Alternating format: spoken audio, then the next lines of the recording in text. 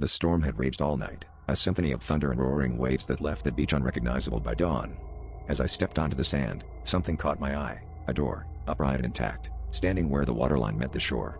It seemed impossible, yet there it was, an invitation or perhaps a warning. Curiosity pulled me in, and I turned the knob, stepping through into a world that felt like home but wasn't quite right. At first, everything seemed eerily similar, almost a mirror image of my life, but with subtle differences that gnawed at the edges of my mind.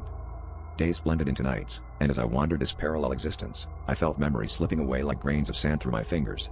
Each morning, I awoke with a sense of loss, unable to recall whether the sun rose in the same place as it did back home. Faces of loved ones became blurry, their names just whispers in the wind. It was as if the world itself was rewriting my history, erasing my past to claim me as its own. A strange sense of belonging started to take root, but it was laced with unease. What had I traded for this feeling?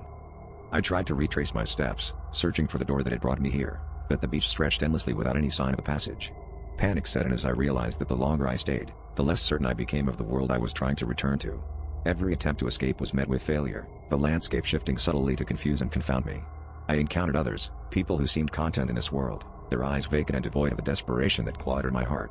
They spoke of the door as if it were a myth, a relic of a forgotten time. In a moment of clarity, I found the door again, battered by the elements but still standing.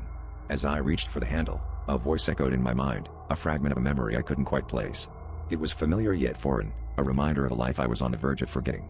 Torn between two worlds, I hesitated, realizing that crossing back might mean leaving behind the only remnants of my past.